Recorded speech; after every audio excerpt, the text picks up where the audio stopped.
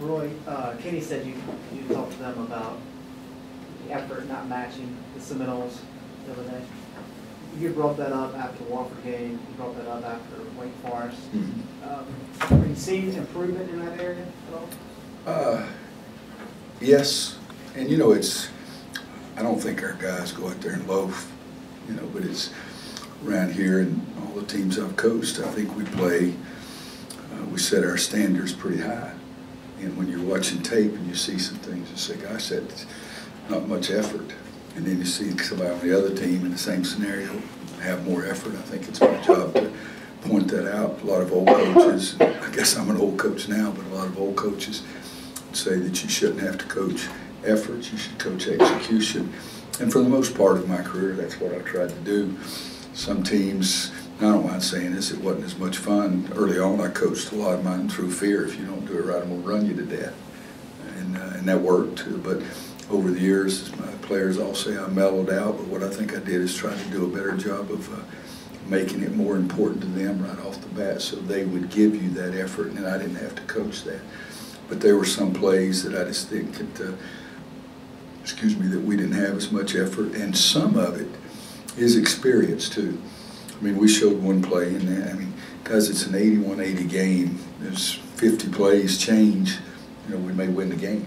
And but let's also say they had to miss 2 free throws to make it 81-80. So, but there's one play where a guy comes in and lays it up, and Sterling is standing right there. And the next play, we go down to lay it up, and their big guy blocks the shot.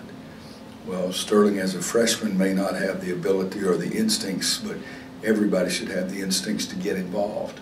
And if I'm standing there, I might, at 5'10½" on a good day, I might get my hand up.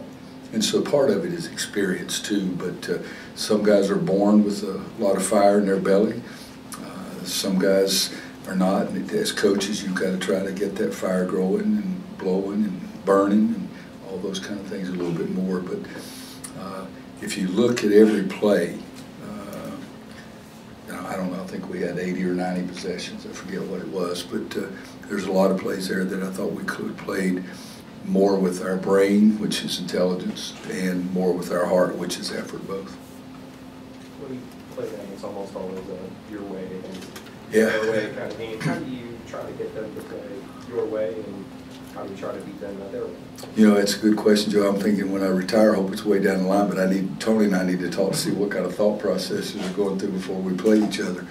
I like them to go faster. I think we got them out of their tempo a little bit here last year. And then I think they got us out of our tempo a little bit up there last year, maybe a lot up there last year. I think for us, in the way we play, we always want to run the ball because we want to be able to attack somebody before their defense gets set. And some guys, when their defense gets set, it's not as strong as other people's defense is. Yeah. So I think that with them, you got to try to push the ball, get the easy baskets because you know you're going to have to really work for a lot of them. And so that makes each possession a little more important.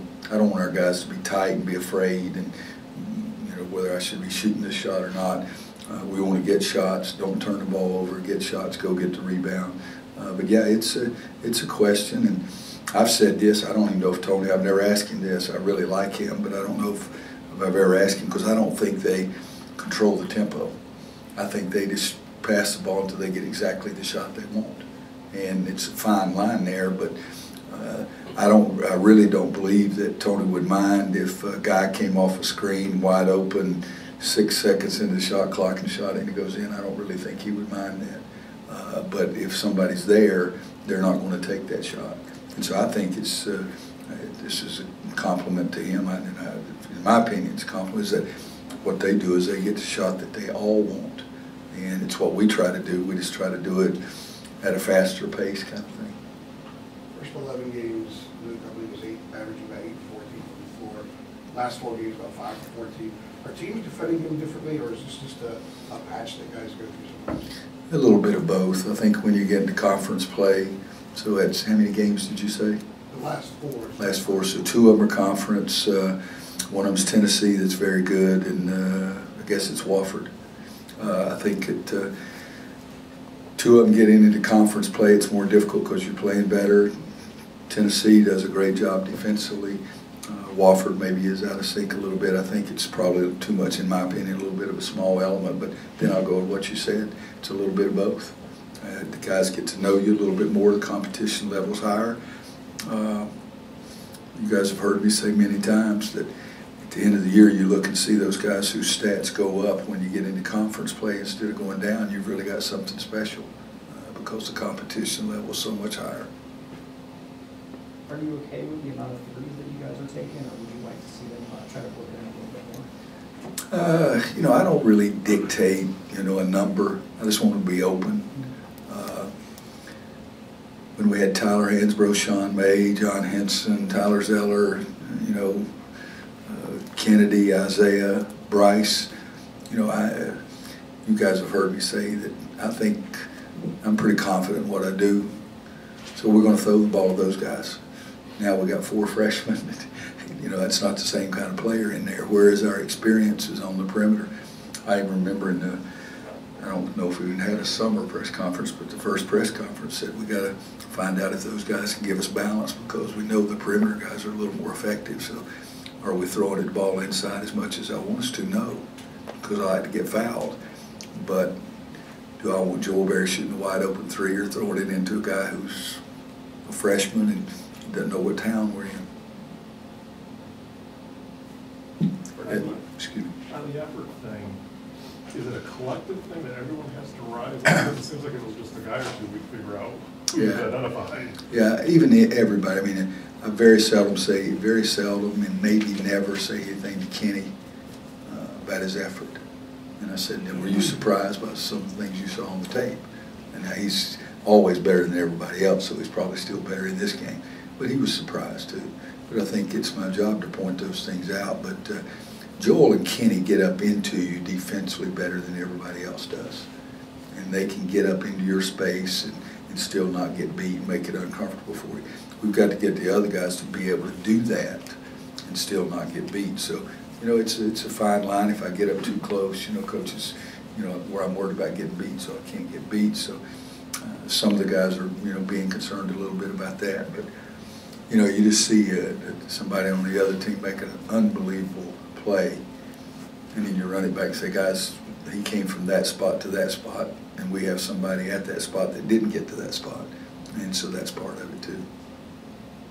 Forgive my newness, but how do you decide when to play guys? I think you said before, you don't think in terms of lineups, you just kind of do it by sub, and you don't prepare before the game, like when you're going to make moves? Some, but very little. Try to make sure that, you know, you go back, you look, almost every time Jalik is coming to game, it's been within a minute and a half of a timeout. So that if it doesn't work, I've got a timeout, and so still then Joel gets his breather. He may not get breathers of minutes where the clock is running, but he gets his breath. You know, with Cam getting healthy and healthier, hopefully each and every day, you know, things are going to continue to change there as well. One year, Coach Smith got Coach Guthries to lay it down about, okay, 16 or at 12 or at 8 or at 4, we need to change. Coach Smith frustrated him so much he didn't want to do that anymore. And I've always just gone, you know, this is a statement too, gone by the seat of my pants, but I do know that I want to get everybody in the game in the first half that I might need in the second half. I want them to get some minutes in there. I do know that when I look at the Florida State game and Joel's got 35 minutes and Kenny's got 34 or 35, that's to me is a little bit too much. And because it's, again, I'm looking at a long season, I want them to have their legs, and that also means I'm not giving their backups of those other guys enough minutes. And I think even Kenny's freshman year, I gave him some minutes, and I think that has helped him turn into the player that he is right now. Joel Berry, his freshman year, he got some minutes. Some coaches are very comfortable playing 5 or 6 guys. And I'm just not doing that, but there is a pretty big difference between, you know, 35 minutes and 5 minutes. Have you ever consciously thought to yourself, if I don't play this guy, he's going to transfer? I think you're the only one who hasn't that transfer in however many years. Yeah, we're going to have 13 after this season because you asked that question. I'm going to come see you. We have a couple seniors. So. Yeah. Well, we have 2 seniors and 11 transfers. You know what I'm saying? Like you see guys who it's a philosophical kind of holistic kind of Yeah. thought process, but I wonder if you ever even subconsciously even think, man, if I don't get Yeah. somebody, like you said, Joel, or Yeah. maybe Isaiah, those first couple of years, then No, I've never, you know, and I've been surprised. I think I've had 8 transfers in 30 years, I think. And the reason I say I think, because I don't know if I'm counting one kid that I told, I said, now you can come, but it's going to be really hard for you to play because you're above your level. And after he got there, he agreed. So to me, that's hard to count him as a transfer because I told him, you know, if you come, I told you so. yeah, I'll say, Joe, you're not really good, but I need a warm body to feel out there. No, he was a great kid. He loved our program, and but it worked out. Playing was more important to him than he thought it was. But I think I'm right in 8 transfers. I know I've had 4 in 15 years here, and I think I had 4 in 15 years at Kansas. And one kid transferred, and his family was so upset with him. It was unbelievable. Marlon London, he wanted to go back home to Chicago, and so he transferred back to DePaul. And the next year we played DePaul, and his mom and dad sat behind DePaul's bench with their KU stuff on. You know, so it's so you have some things, but I've really, Joe, have never thought about what am I doing right now? Is that going to make him stay or go? I always feel like grass is greener where I'm standing, and I think I've shown that throughout my entire life. But I want to play guys because they deserve it, because it'll help them long term, because I'm trying to run a program and not just 1 year. Or they're beating a guy out, and it's competition's getting closer and closer and closer. And I had a guy his junior year start every game for us, and then his senior year he started on senior night. And that was hard, but he handled it well. But Paul Pierce was the guy that took his place, and so he beat him out. pretty good. Yeah, it's a pretty good player. Those are all honest conversations you have to have with the kid on the Yeah. field, right? Yeah. You might play 10 minutes, but you play 30 minutes. Yeah, well, the Wares left, that surprised me. The timing of Larry's, Drew's deal surprised me, and Alex's did not surprise me. You know, and we had very straightforward conversations with Alex, and I loved him, still love him. Kind of thing. Joel Berry is scoring a lot. His percentage to go down. Obviously he's scoring a lot and passes score this. Do you think he's pressing at all or kind of forcing the issue on offense? What is, you have to one discovery, what's his career shooting percentage? Is it all the way in here? You know, because the way I'd answer that is that take out 1 for 11 and see what his shooting percentage is this year compared to what it's been in the last. He's 425 for his career, 42.5 for his career, 39 for his career. Okay, so take out 1 for 11, what is he? He's probably 42.5. Yeah, you know, because 1 for 11, the first game, he came back from this injury, and I really believe that if you check it, it's probably a lot closer. I worry about a lot of things, but it's not Joel's shot going in. And I think the more you talk about it too, it probably puts more stress on it, but that's a smart aleck way of answering, but it's also the way that I look at it. I look down and I say, Joel Berry, 39-1. God almighty, son, why aren't you shooting 83-3? I want him to make every shot, but I do believe that, so make him 80 for 196. 41%, so I don't, that's Well, what. I guess, like, do you think he feels like he has to score more on this team? Yeah, I believe so. You know, he doesn't have Bryce, who was the #1 draft choice and was able to get 39 and 23 one game. He doesn't have Marcus, doesn't have Isaiah, doesn't have Justin, doesn't have Kennedy. So I think it's, and I told him, I said, you need to score more. But I don't think there's anything wrong with that either. Don't get much harder. I'd like him to make all of them, I know that. Don't get much harder in Tallahassee and Charlottesville back to back. Do you embrace these games early, or is it just it is what it is? You play them for it? I've always just play them when you play them. You know, we've lost first 2 conference games, I think only twice in my 30 years. I think we lost the first 2 conference games, and both times we played we were in the Final Four, so I didn't get too upset about it. Now, if you stink it up and get beat by 50, you know, but I really do try to look at the big picture, and I think this year, I mean, we played Duke twice, they're pretty good. Okay, played Notre Dame twice, they're pretty good. You know, we played Clemson twice, is that right? They're pretty good. Who, Michigan State, State's going to be fired up to play us after what happened last year. And, you know, the imbalance of the schedule, you know, it's a factor, but can't worry about it because So it it's doesn't what really it matter is. when you play, whether it's No. late February. No. The only thing is if you got a key player that's out, you'd rather play those tough road games and have your key player in. But we won, oh gosh, we lost to Miami here at home and lost at Wake in 2005. Wake out, wake, yes. Yeah, we were 0-2, and you know, we ended up okay. Oh, we ended up pretty doggone good. Anybody else, guys?